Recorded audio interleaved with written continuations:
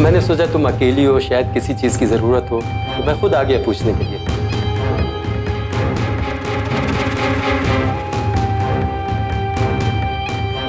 दरवाजा बंद कर लो, लोग फालतू का डिस्टर्ब करेंगे। बंद कर। मैं ठीक हूँ, ऐसी कोई जरूरत नहीं थी। तुम वहां क्यों खड़ी हो? आओ यहाँ बैठो। जी नहीं, मैं यहाँ पर ठीक हूँ। अरे देखो देखो, बैठो बैठो।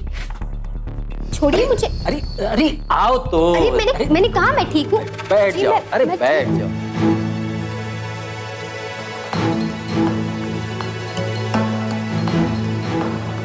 देखो, मुझे तुम्हारी बड़ी चिंता हो रही है। बेचारी लड़की की किसी को चिंता ही नहीं। क्या कर रहे हैं आप? मैं तुम्हारी सारी जरूरतें पूरी करूंगा। तुम मेरे पास आ जाओ। छोड़ो।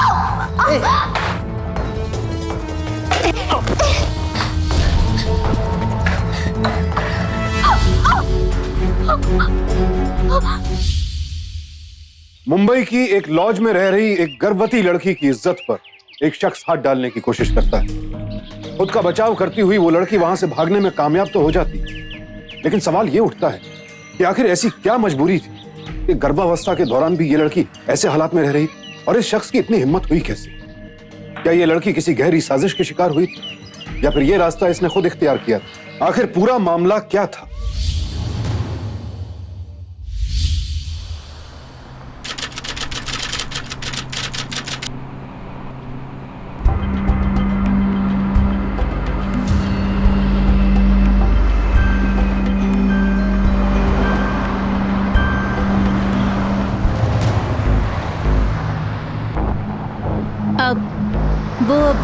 कंचन, तुम यहाँ? अरे तुम्हारे पापा तो खुद एक डॉक्टर हैं, फिर तुम्हें यहाँ आने की क्या जरूरत पड़ गई? वो मैं कुछ पूछने आई थी, बाद में पूछ लूंगी।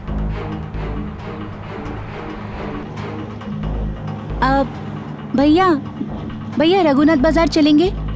नहीं, वो तो बहुत दूर है, वहाँ नहीं जाना अभी मुझे। भैया प्लीज चलिए ना, मैं आपको दुगने पैसे दे दूंगी। बैठो।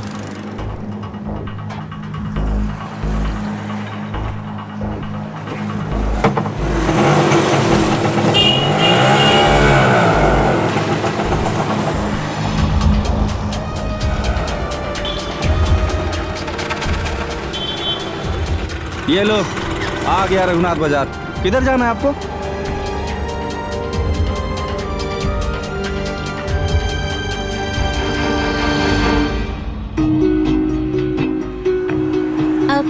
काका, अगर आप 2 मिनट रुक सकते हैं तो मुझे वहीं पर वापस जाना है। ठीक है, ठीक है।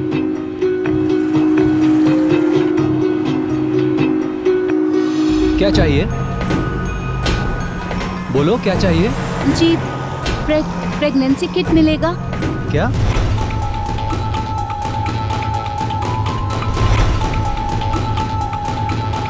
हाँ,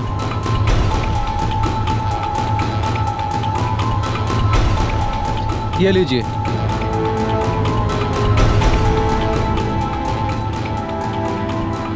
अरे छुट्टा तो लेती जाओ।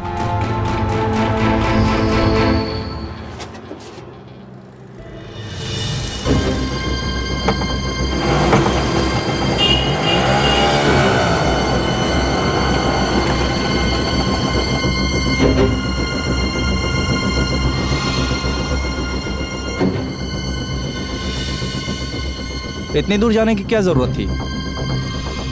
गोमंत नगर में कहाँ रहती हो? रोको यहाँ पे, रिक्शा रोकिए, मैंने कहा। क्या हुआ? मुझे यहीं उतरना है। लेकिन तुम्हें तो। ये लो, गोमत बाजार।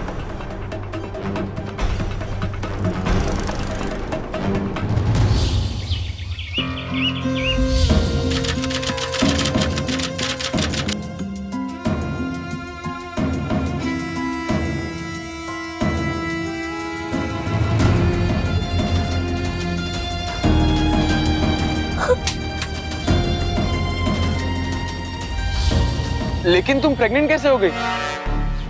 कैसे मतलब? तुम्हारी वजह से। और कैसे जैदी? मैंने क्या किया है?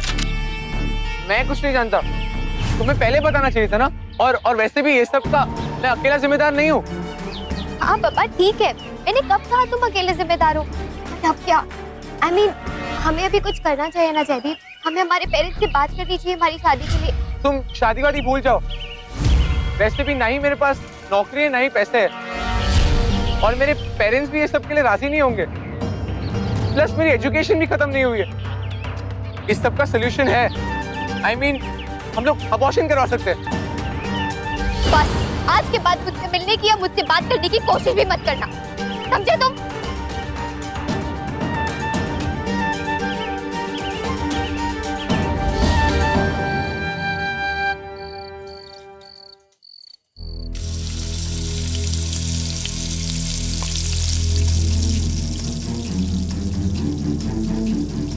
आ गई तू? जल्दी से हाथ मुंह धो ले, मैं तेरे लिए चाय बनाती हूँ।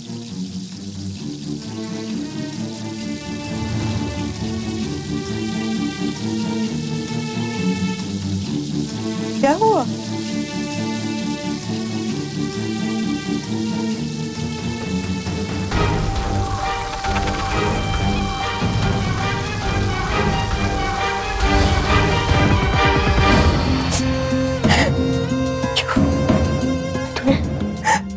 थोड़ा भी हमारा ख्याल नहीं आया?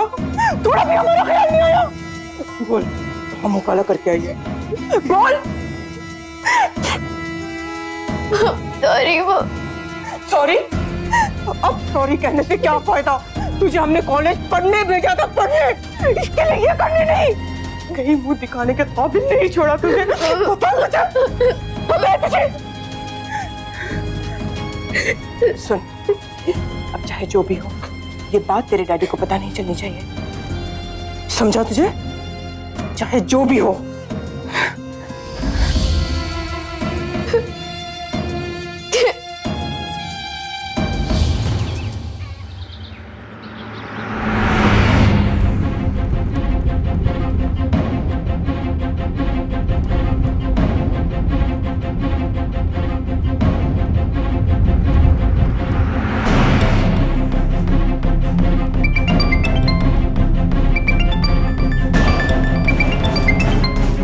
Come on, Kanchan, pick up the phone, यार।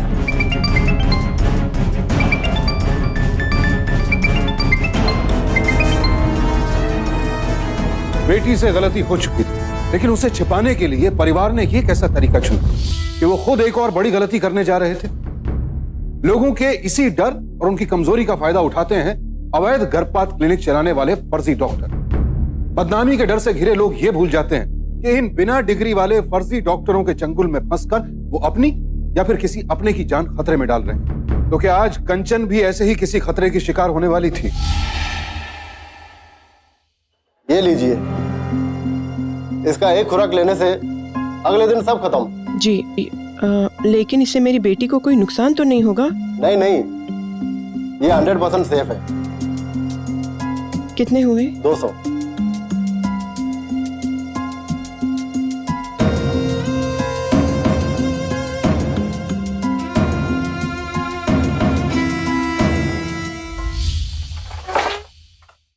कैसी हो सुधा? निशा तू? मैं ठीक हूँ, अंदर आ।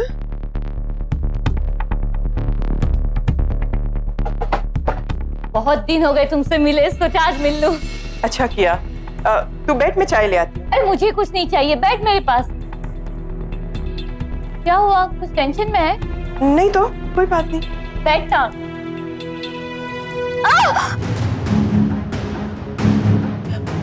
कंचन! कंचन! कंचन! कंचन! कंचन क्या हुआ? आपकी तबीयत खराब है क्या? सुधा? सुधा क्या हुआ कंचन को? संभाल के बेटा, संभाल के। कंचन सब ठीक हो जाएगा। कंचन सब ठीक हो जाएगा। क्या हुआ इसकी तबीयत को? क्या हुआ? कंचन सब ठीक हो जाएगा। माय गॉड, तू ऐसा कैसे कर सकती है? इसे फर्जी डॉक्टर के पास ले गई थी। एक डॉक्टर की बीवी होकर तू ऐसा कैसे कर सकती है सुधा? अगर बच्चा अबॉर्ट ही करना था तो किसी अच्छे डॉक्टर के पास ले जाती। तो जानती है निशा, मेरे हस्बैंड का पेशा ही ऐसा है कि शहर में सारे डॉक्टर हमें जानते हैं। किसी भी डॉक्टर के पास ले जाऊं तो बदनामी होगी हमारी। पर तू इसकी हालत देख रही है, उस फर्जी डॉक्टर के चक्कर में इसकी जान को खतरा हो जाता तो? मेरी बात मान, तू तो इसके पापा से बात कर। अरे पढ़े लिखे हैं वो जरूर समझेंगे इस बात को।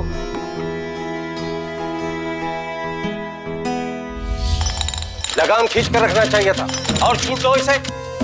और तुम मुझे मेरे ही अस्पताल में इसका एबॉर्शन करने के लिए कह रही हो? क्या जवाब दूंगा मैं अपने कलीग्स को कि मैं अपनी बेटी का एबॉर्शन करने के लिए आया हूं? इस शहर का हर डॉक्टर मुझे बहुत अच्छी तरह से पहचानता है। बेहतर यही होगा कि तुम अपने भाई के यहाँ चंडीगढ़ में जाकर किसी अनजान डॉक्टर से इसका एबॉर्शन करवाओ। और सुनो, बच्चा गिरवा कर आना, समझे तुम?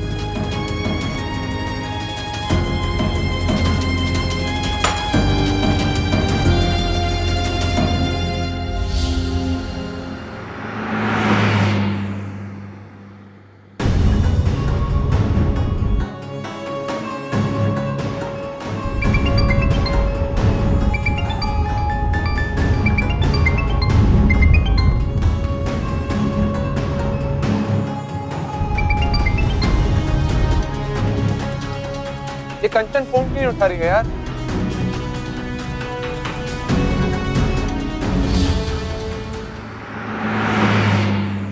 ये जो तुम्हारी भांजी है ना कंचन, पता नहीं जम्मू में क्या क्या गुल खिलाकर आई है और अपना मुंह छिपाने के लिए यहाँ आ गई।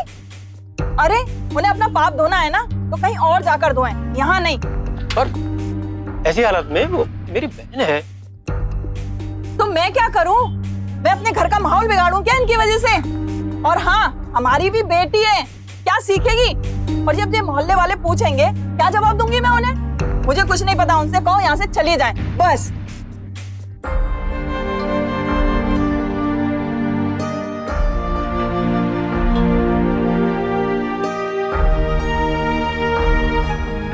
हाँ दीदी, मैंने पता किया है, दिल्ली में एक डॉक्टर है जो ऐसे काम बहुत अच्छी तरीके से करती है। मेरे ख्याल से आप लोगों को सीधे दिल्ली चले जाना चाहिए। तो छोटी बात हो तो बता दीजिएगा, मैं टिकट का इंतजाम करके आता हूँ, आप लोग तैयार रहिएगा।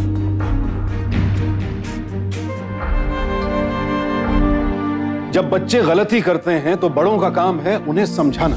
ऐसे वक्त में अपनों की सहानुभूति की सबसे ज्यादा जरूरत होती है, लेकिन नाते रिश्तेदारों की बेरुखी ऐसे नाजुक वक्त में युवाओं के हौसले पस्त कर देती है। भावनाओं में बहकर कंचन ने गलती जरूर की थी, लेकिन कोई गुनाह नहीं। तो फिर क्यों उसके साथ ऐसा बर्ताव किया जा रहा था? क्या लोक लाज का डर इंसान को अपने फर्ज से भी भटका देता है, रिश्तों की डोर को भी तोड़ देता है?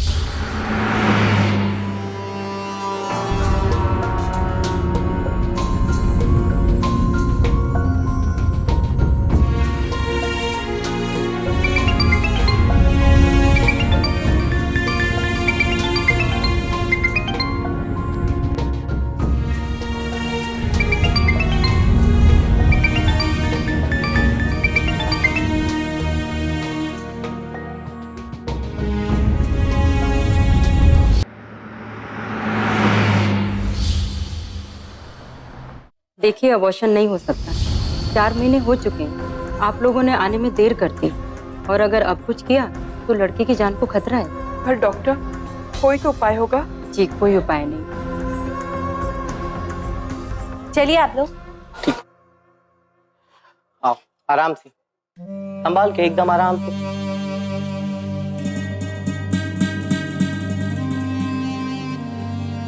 अरे सुधा दीदी, आप यहाँ? सॉरी, लगता है आपने मुझे पहचाना नहीं। आपके जो भाई साहब रहते थे ना चंडीगढ़ में, मैं उनका पड़ोसी। याद है मैं आपके घर पे लस्सी पीने आया करता था? हाँ हाँ। वैसे आजकल मैं यहाँ दिल्ली में शिफ्ट हो गया हूँ। वैसे आप यहाँ किस सिलसिले में आए? चलो बेटा। दीदी, सुधा दीदी, अरे एक बार कह दिया ना सुधा, इस हालत में उसको घर पे लेकर नहीं आना। और एक बात कान खोल कर सुन लो सुधा, अगर एबॉर्शन नहीं हो सका तो बच्चे को वहीं पैदा करके वहीं फेंक कर आना, समझी? तो कंचन, यहाँ दिल्ली में भी हमें लोग जानते पहचानते हैं। हमें कोई ऐसी जगह जाना होगा जहाँ दूर दूर तक हमें कोई नहीं पहचानता। परिचितों के तानों से बचने के लिए पहले कंचन को जम्मू से चंडीगढ़ लाया गया, फिर चंडीगढ़ से दिल्ली और अब दिल्ली से मुंबई। क्या समाज में अपनी इज्जत बचाए रखने के लिए कंचन के पिता का इस कदर कठोर हो जाना सही था? क्या सामाजिक प्रतिष्ठा और इज्जत किसी इंसान की गरिमा और आजादी से ज्यादा मायने रखती है? इन्हीं सवालों में उलझी कंचन अपनी मां के साथ मुंबई आ तो गई ताकि वहां उन्हें कोई पहचान ना सके, लेकिन हालात जब ऐसे हों तो अजनबी निगाहें भी जीना मुश्किल कर देती।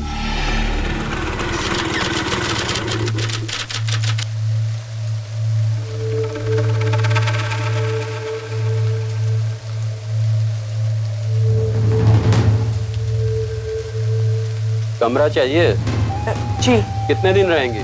जी अभी कुछ दिन रहेंगे, आप बुक कर दीजिए।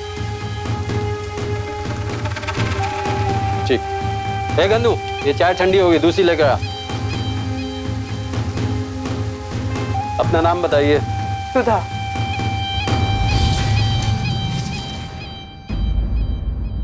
सांस लीजिए। चल।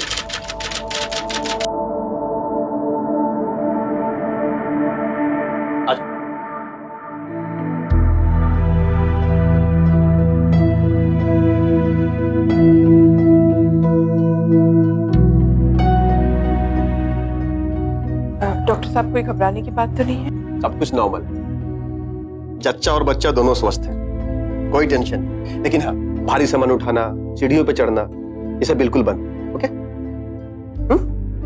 मैंने कुछ विटामिन की दवाइयां लिख दी हैं, रिसेप्शन से ले लीजिएगा। जी। और 10 दिन बाद आकर के चेकअप करा लीजिएगा। जी। अपॉइंटमेंट आपको रिसेप्शन से मिल जाएगा।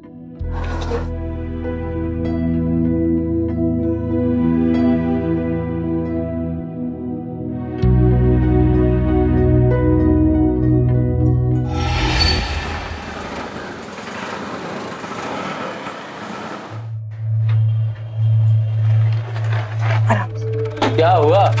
डॉक्टर ने क्या कहा? सब ठीक है ना? जी सब ठीक है, बस एक ही प्रॉब्लम है, वो आप ही सॉल्व कर सकते हैं। हाँ हाँ बताइए बताइए। ग्राउंड फ्लोर पर कोई कमरा हो तो बताइए। मैं तो पहले ही समझ रहा था कि आप लोग को ग्राउंड फ्लोर पर रूम की जरूरत पड़ेगी। डॉक्टर ने सीढ़ियां चढ़ने उतरने के लिए मना कर दिया होगा। ठीक है गन्नू, इधर आ। देख, 102 नंबर का कमरा खुलवा दे। देख लेना, सारी साफ सफाई होनी चाहिए। जाइए। और हाँ, किसी भी तरह की कोई जरूरत हो तो मुझे जरूर बता दीजिएगा। मैं आपकी सारी जरूरतें पूरी करूंगा, चाहे जितनी रात हो। मैं यहीं हूं।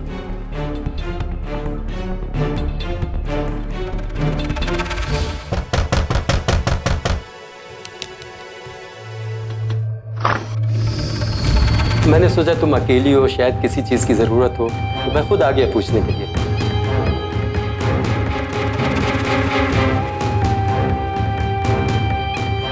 दरवाजा बंद कर लो, लोग फालतू का डिस्टर्ब करेंगे। बंद कर। मैं ठीक हूँ, ऐसी कोई जरूरत नहीं थी। तुम वहां क्यों खड़ी हो? आओ यहाँ बैठो। जी नहीं, मैं यहाँ पर ठीक हूँ। अरे देखो देखो, बैठो बैठो। छोड़िए मुझे।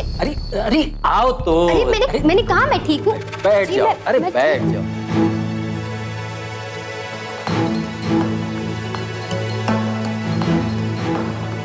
देखो, मुझे तुम्हारी बड़ी चिंता हो रही। बेचारी लड़की की किसी को चिंता ही नहीं। क्या कर रहे हैं आप? मैं तुम्हारी सारी जरूरतें पूरी करूंगा।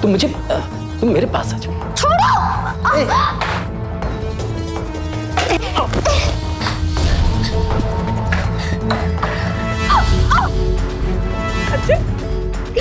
कंचन क्या हुआ? कंचन मुझे बताओ क्या हुआ?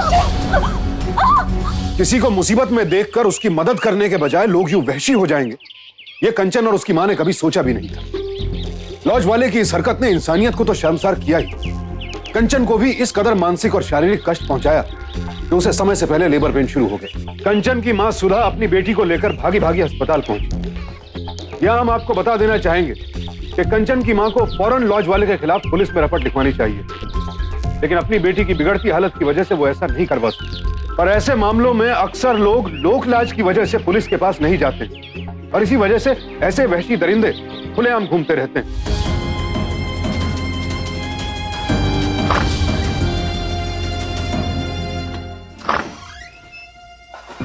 डॉक्टर साहब, ये तनाव और घबराहट की वजह से कंचन को ब्लीडिंग शुरू हो, हमें उसका छोटा सा एक ऑपरेशन करना पड़ेगा। पर कंचन ठीक तो है ना? वो बिल्कुल ठीक है, घबराने की कोई बात नहीं। अक्सर ऐसा हो जाता है, बस आपको फॉर्मेलिटी के लिए कुछ पेपर्स पे साइन करने होंगे और इस ऑपरेशन का फीस जमा करना। आप जल्दी से काउंटर पे जाकर के 1.5 लाख रुपए जमा कर दीजिए। जी डॉक्टर साहब।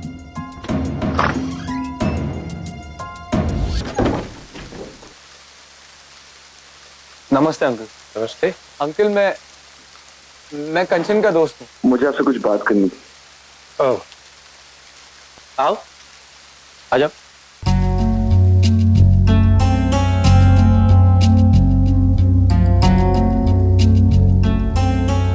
कंचन तो यहाँ है नहीं, वो अपनी नानी के यहाँ गई हुई है। कंचन का नंबर नहीं लग रहा है। कोई नया नंबर है क्या? हाँ है तो नया नंबर, पर नहीं है इस वक्त मेरे पास।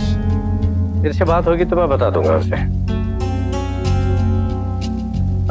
तुम कंचन के साथ पढ़ते हो या दूसरी क्लास में? अंकल मैं कंचन से शादी करना चाहता हूँ। जो हुआ वो नहीं होना चाहिए था। मैंने कंचन को बहुत दुख पहुंचाया, लेकिन अब मैं जिम्मेदारी लेने के लिए तैयार हूँ। अपने बच्चे की जिम्मेदारी लेने के लिए तैयार हूँ। Uncle, I am really sorry uncle. आज अपनी गलती की सजा पाने के लिए तैयार हूँ अंकल। प्लीज मुझे माफ कर दीजिए अंकल। तुमने मेरी बेटी की जिंदगी बर्बाद कर दी।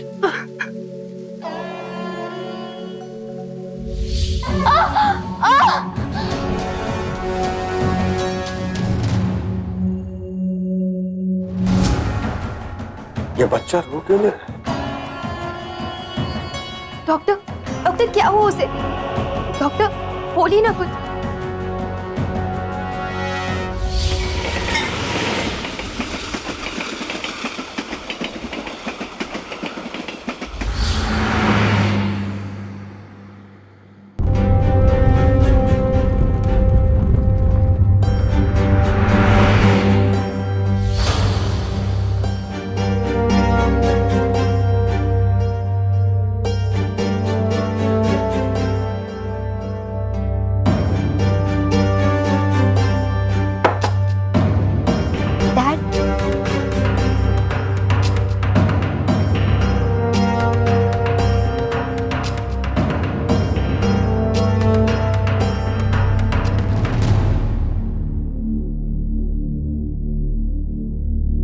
तुम्हारे पापा तुमसे बहुत प्यार करते हैं बेटा।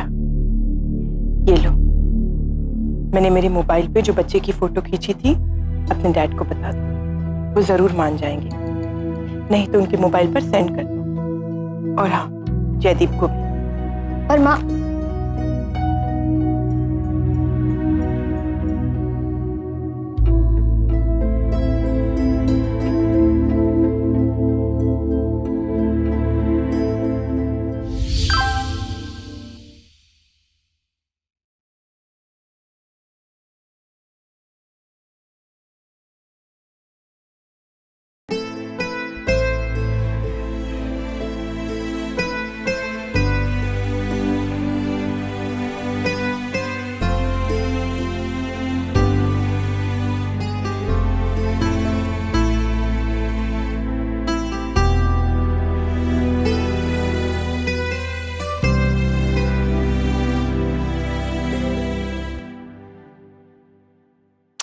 फोन क्यों नहीं लग रहा है?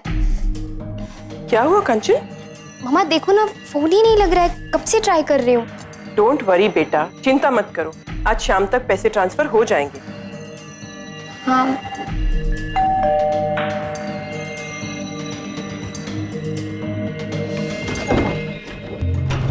नमस्ते Kanchan. Kanchan I am really sorry. Please मुझे माफ कर दो कंचन। तुम प्लीज यहाँ से चले जाओ। लेकिन मेरी बात तो सुनो, मुझे अपनी गलती का एहसास है। मैंने जो तुमसे कहा मुझे नहीं कहना चाहिए था। आई एम रियली सॉरी कंचन। क्यों जयदीप, क्यों कर रहे हो ये सब? तुम्हें तो उस वक्त बहुत प्रॉब्लम्स थी ना मुझसे। तुम्हारी नौकरी, तुम्हारी पढ़ाई पूरी नहीं हुई है, और तुम्हारे पेरेंट्स अब मान गए वो तुम्हारी शादी के लिए। कंचन, मुझे मेरी गलती का एहसास है।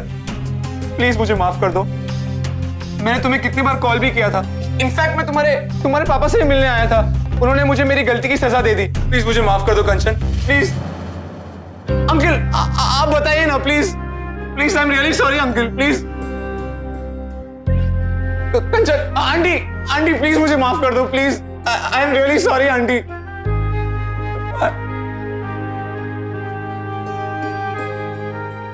कंचन, आई एम रियली सॉरी। मैं तुमसे वादा करता हूं कि हम अपने बच्चे के साथ रहेंगे और मैं तुम्हें कोई तकलीफ नहीं दूंगा। I promise Kanchan. It's okay.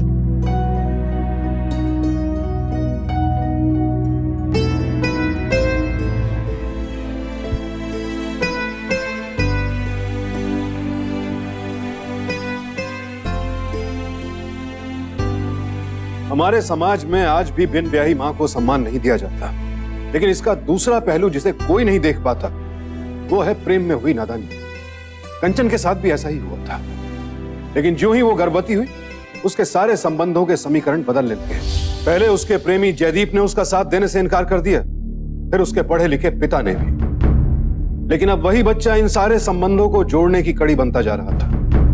और सवाल यह था कि आखिर वो बच्चा है कहां, और अगर है तो वो इनके साथ क्यों नहीं है? दरअसल हम बच्चे को वहीं छोड़ा है। वही क्यों छोड़ा है? साथ में लाना चाहिए था ना। एक मिनट, कहाँ छोड़ा है? वही अस्पताल में, डॉक्टर के पास। लेकिन क्यों? ये बच्चा रो क्यों नहीं रहा? डॉक्टर क्या हुआ उसे? डॉक्टर बोलिए ना कुछ। एक्चुअली बच्चे की तबीयत ठीक नहीं थी, उसे इंक्यूबेटर में रखा था, तो हमें उसे वहीं पर रखना पड़ा। चलो कोई बात नहीं, हम सब वहां जाएंगे और अपने बच्चे को साथ लेकर आएंगे।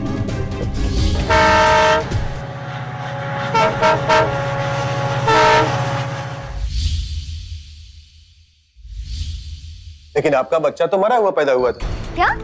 लेकिन तुमने तो कहा था कि बच्चा जिंदा है। हाँ पापा, बच्चा जिंदा ही है। डॉक्टर मैं खुद उसे आपको सौंप कर गई थी। कैसी बात कर रही हैं आप?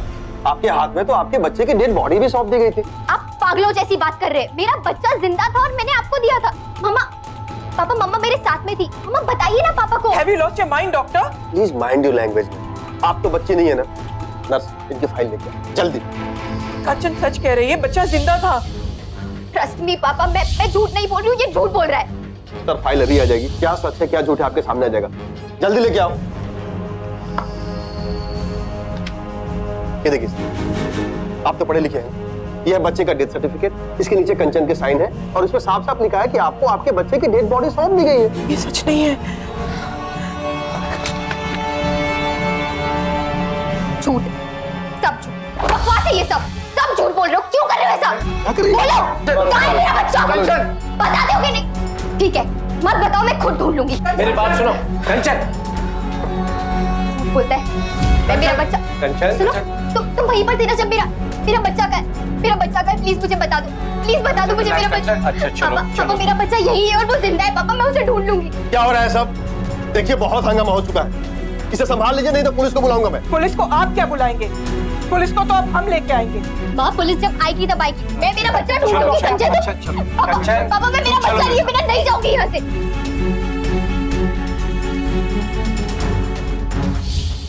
हमने आपकी कंप्लेंट लिख तो ली है, लेकिन आप एक बात बताइए कि आप अपना बच्चा छोड़कर गए क्यों?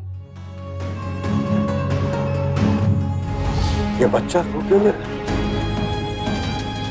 डॉक्टर क्या हुआ उसे? डॉक्टर बोलिए ना कुछ। देखिए बच्चा बहुत ही कमजोर है, इसे डॉक्टर की निगरानी में रखना होगा। एक्चुअली इंस्पेक्टर, मेरा बच्चा जब पैदा हुआ तो वो बहुत कमजोर था, इसलिए डॉक्टर ने उसे इंक्यूबेटर में रख दिया। जितनी जल्दी हो सके अब 4 लाख का इंतजाम करो। 4 लाख? पर ये तो बहुत बड़ी रकम है डॉक्टर। देखिए मैडम, बच्चा बहुत ही कमजोर है, उसे इंक्यूबेटर पे रखा गया है। मम्मी मेरा और अपना एटीएम कार्ड अपने साथ ले गई थी।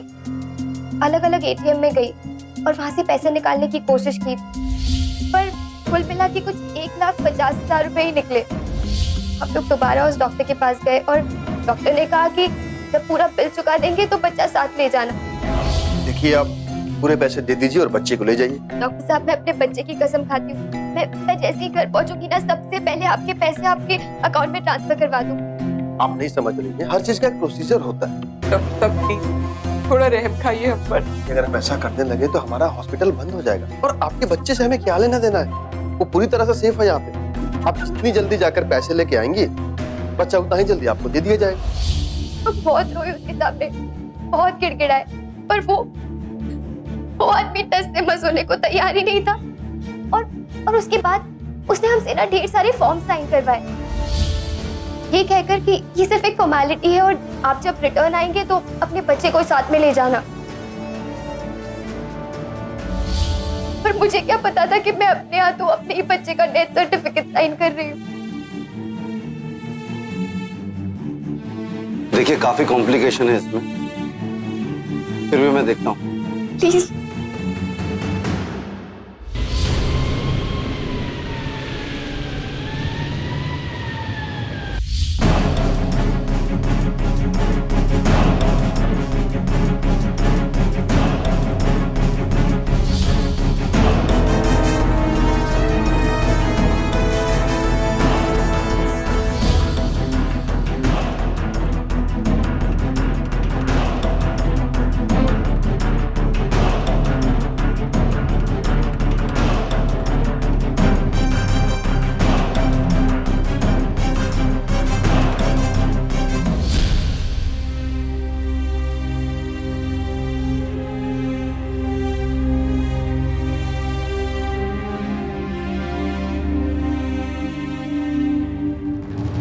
इंस्पेक्टर साहब कुछ पता चला?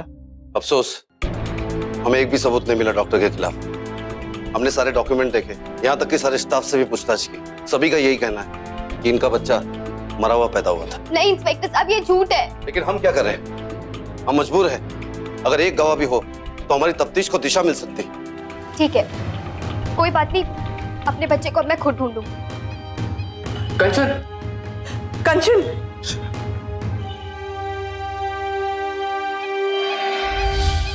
भाटिया साहब आपका हॉस्पिटल है, जब चाहे आ जाइए, no need of appointment. Sir वो जम्मू वाले लोग फिर से आए। फिर से आ गए? एक्सक्यूज मी सर, मैं बाद में फोन करता हूँ।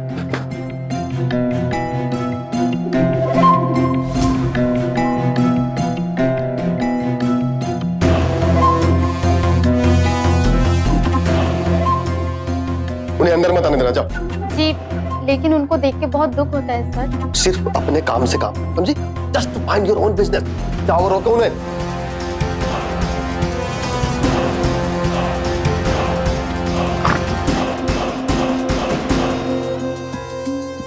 आप बैठिए।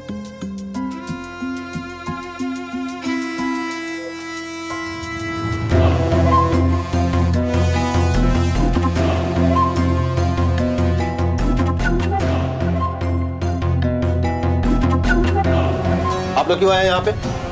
वो डॉक्टर साहब आज आपका बच्चा मर चुका है और यहाँ आकर डॉक्टर और पेशेंट को डिस्टर्ब मत कीजिए प्लीज। कोई है? मंदिर, मंदिर कहते हैं ना इस जगह को, जीवन दान देते हैं यहाँ पर लोगों को, है ना? पर आप जैसे कुछ लोगों ने इसे बाजार बना दिया है। समझते क्या अपने आप को? आपको अंदाजा भी है मैंने क्या कुछ है उसको पाने के लिए? नहीं, आपको कुछ नहीं पता है। देखिए, मैं किसी और का बच्चा नहीं मांग रही हूँ, अपना बच्चा मांग रही हूँ और मुझे चाहिए। लेकर जाऊंगी यहाँ से। सिक्योरिटी! इन दोनों को बाहर करो और दोबारा कभी अंदर नहीं आने चाहिए, वरना तुम दोनों को बाहर कर दूंगा। लेके जाओ। आप ऐसा नहीं कर सकते हो। छोड़ो, हमें हमारा बच्चा चाहिए कैसे भी। विनोद, हाथ छोड़ो। आप ऐसा नहीं कर सकते। आप बाहर चलिए। विनोद, हाथ छोड़ो। हेलो बेटा।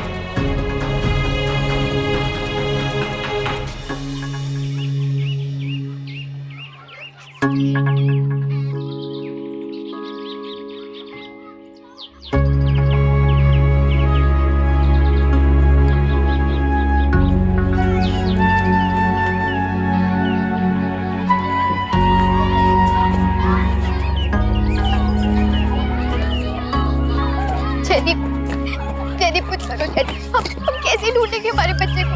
प्लीज उसे ढूंढ के लाओ, मैं उसके बिना नहीं रह सकती। जयदीप प्लीज कुछ करो। चिंता मत करो कंचन, मेरी गट फीलिंग कहती है कि हमें हमारा बच्चा मिल जाएगा। सुनिए,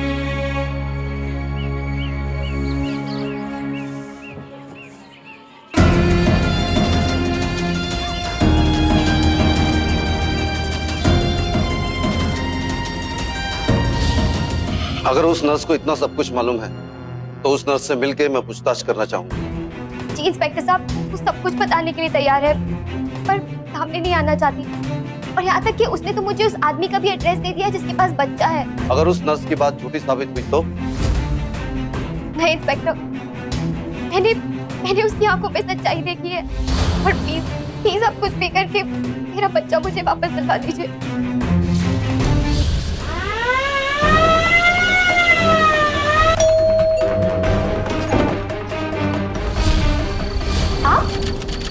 आपके पास एक बच्चा है? जी हाँ है। आपको कहाँ से मिला?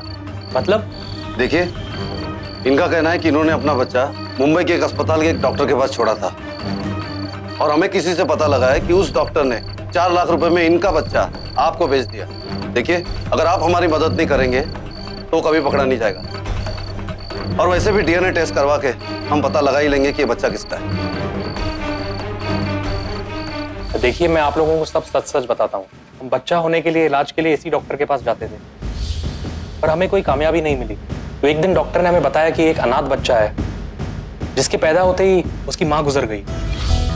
डॉक्टर ने हमें वो बच्चा अपनाने की सलाह दी। हम भी गोद लेने के लिए फौरन तैयार हो गए पर डॉक्टर ने हमें बताया कि गोद लेने का प्रोसेस बहुत लंबा है। उसने हमें कहा कि वो बच्चे का हमारे लिए एक बर्थ सर्टिफिकेट बना के देगा जिसमें उसके असली माँ बाप की जगह हमारा नाम होगा। हमको बच्चा चाहिए था, हम फौरन तैयार हो गए। इस पूरे प्रोसेस के लिए डॉक्टर ने हमसे 4 लाख रुपए मांगे। हमने 4 लाख रुपए दे दिए और बच्चा हमें मिल गया। पर क्योंकि बच्चा कमजोर है और जन्म से ही यही डॉक्टर ने बच्चे को देखा है, इसलिए हम अक्सर पुणे से आया करते हैं यहाँ बच्चे को दिखाने के लिए। पर इस वक्त मेरा बच्चा कहाँ पर है?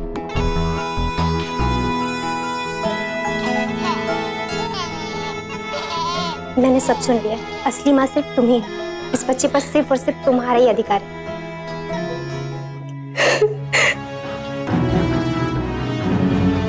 तुमने हमारे बच्चे का इतना ख्याल रखा, थैंक यू वेरी मच। और हाँ, तुम्हें कभी भी इससे मिलने का दिल करे ना तो प्लीज आ जाना।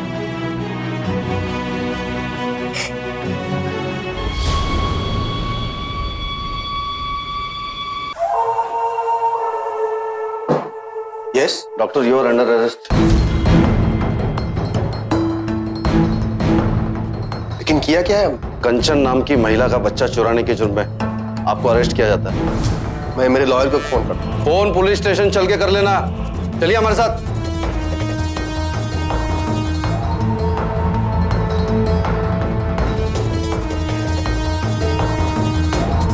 अगर माँ बाप ने शुरू में ही कंचन और जयदीप का साथ दिया होता तो नौबत यहां तक पहुंचती ही नहीं। अगर बच्चों से कच्ची उम्र में गलती हो भी जाए तो हमें उसे बिगाड़ने के बजाय बात को संभालना चाहिए, बच्चों का सहयोग करना चाहिए, वरना घर के बाहर असामाजिक तत्व उनका फायदा उठाएं और कोई भी अनहोनी या दुर्घटना होते देर नहीं लगेगी। उस डॉक्टर को तो अपने किए की सजा मिली, लेकिन औरतों की इज्जत को खोखली बातों से मापने वाला समाज भी इस अपराध में उतना ही दोषी है और साथ ही साथ बच्चों को गैरकानूनी तरीके से हासिल करने वाले लोग भी बराबर के हिस्सेदार हैं इस अपराध में। अदालत ने डॉक्टर को बच्चा चुराने और गैरकानूनी तरीके से उसे बेचने के अपराध में आईपीसी की धारा 362, 366A, 367 और 369 के तहत 7 साल कैद की सजा सुनाई। जहां तक बच्चे की डिलीवरी का सवाल है तो लोग अस्पताल को ही सबसे सुरक्षित जगह मानते हैं, फिर बात चाहे जच्चा बच्चा की सुरक्षा की हो या फिर उनकी प्राथमिक देखभाल की। ऐसे में बेहद जरूरी हो जाता है कि अस्पताल प्रशासन और डॉक्टर अपनी जिम्मेदारी पूरी ईमानदारी के साथ निभाएं और नागरिकों के भरोसे को कायम रखें, न कि इस डॉक्टर की तरह चंद रुपयों के लिए अपने ईमान और पेशे की बोली लगा दें। सावधान रहें, सतर्क रहें, सुरक्षित रहें। इसी उम्मीद के साथ अब मैं सुशांत सिंह आपसे विदा लेता हूं। फिर मुलाकात होगी ऐसी एक और सत्य घटना के साथ। देखते रहें सावधान इंडिया, इंडिया फाइट्स बैक। तो सावधान।